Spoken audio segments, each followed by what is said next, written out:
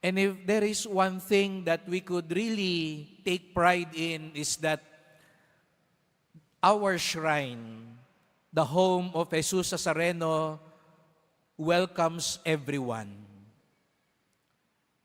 We have a very inclusive spirit at Quiapo Church. Not a few times, we would receive people criticizing, bakit diyan sa Quiapo? Dami-daming tao at minsan hindi naman bagay yung pagpunta nila doon. Iba doon, nakapambahay na lang halos. Iba doon, hindi naman maayos ang suot.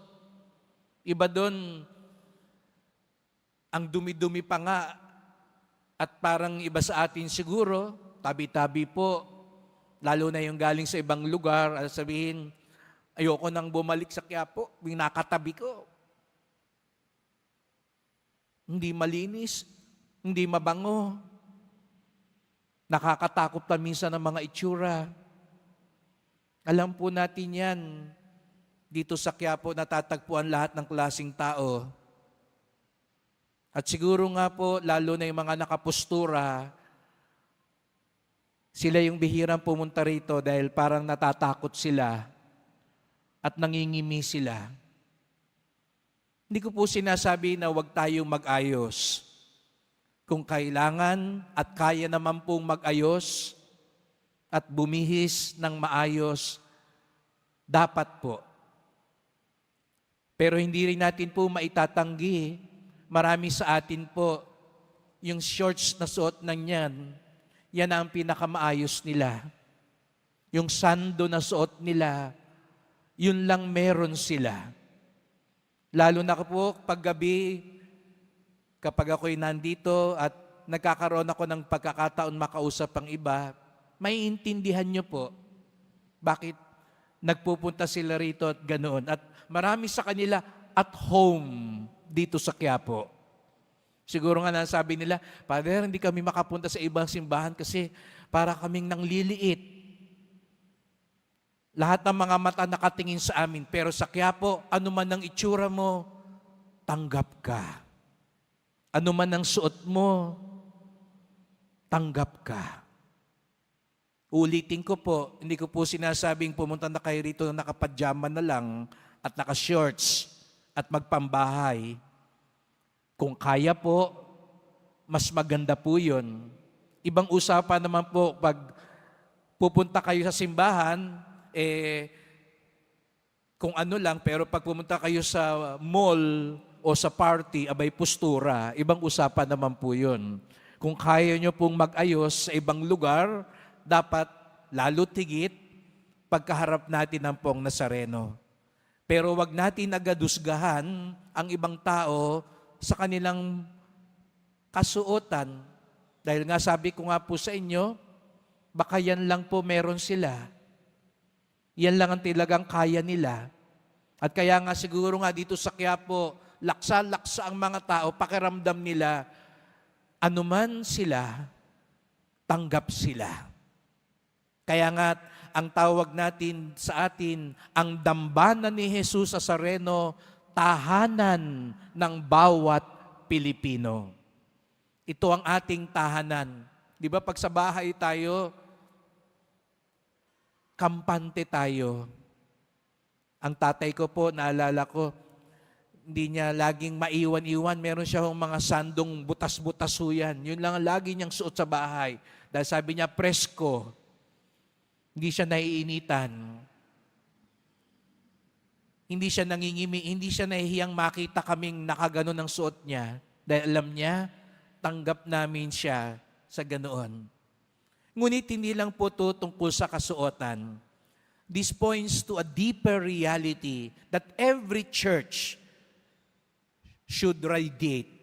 Pope Francis has been very emphatic on this. The church is a hospital for sinners. Tanggapan, pagamutan ng mga makasalanan. Kaya yung mga taong nagsasabi, ang dami namang makasalanan sa simbahan. Ang dami namang di maganda sa simbahan. Ang dami naman yatang nagsisimba dyan sa Quiapo, mga kriminal naman yan, mga magnanakaw naman yan, mga masasamang tao naman yan. Eh yun nga ang sabi ni Jesus sa Nazareno ngayon, I came not for the righteous, but for the sinners. Kaya nga siguro ganun na lang ang Quiapo, magnet sa lahat ng tao, sapagat alam natin, hindi tayo nahihiyang lumapit sa Kanya. Hindi mapintas ang Panginoon. Kung ang ibang tao mapintas, mapanghusga, hindi ang mahal na pong Jesus sa Nazareno. But then, sisters and brothers, as we approach the Lord with that confidence, that no matter who we are, hindi lang yung pangsuot, kundi ang ating mga sarili. Perhaps we are sinful. Perhaps we are weak. We have our defects. But we dare show up and be present before the Lord because we know He is full of mercy and compassion. Itong mga araw na ito, inaalala natin in 2 beses na dumalaw ang Santo Papa. 30 years ago, si Pope John Paul II na ngayon ay santo na. 10 taon nang nakakaraan, dumalaw sa atin si Papa Francisco. 5 milyon, 6 na milyon. Nung piyesta ng Quiapo, 8 milyon. Bakit gano'n na lang karami? Sapagat malakas ang loob natin, mayroon tayong Diyos na tumatanggap sa atin. Ngunit hindi lang tayo tinatanggap ng Diyos. Tayo rin ay pinagbabago ng Diyos. As He welcomes us, He also wants to transform us. That's why in the gospel, Levi, who is also called Matthew, the tax collector, the sinner, who was welcomed by the Lord, accepted by the Lord, was transformed to become a disciple of the Lord. Ang tunay na deboto, nagiging disipulo. Ang tunay na namamanata, nagbabagong buhay. Ang tunay na nagsisimba, nagbabalik loob sa Diyos.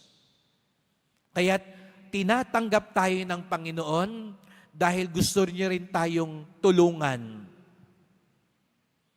Kung hindi man mabago ang suot natin, dala na rin ang ating kakayanan. Mababago ang ugali natin, dala na rin ang kakayanan ng Diyos. Kaya walang umuuwi galing sa Quiapo na dapat hindi nabago. Hindi man siguro mabago ang suot mo dahil wala ka pa rin pambili ng mas magarang suot. Mababago naman sana ang puso mo at ugali mo dahil sa awa at biyaya ng Poong Nazareno. Ito sana ang ipagdasal natin.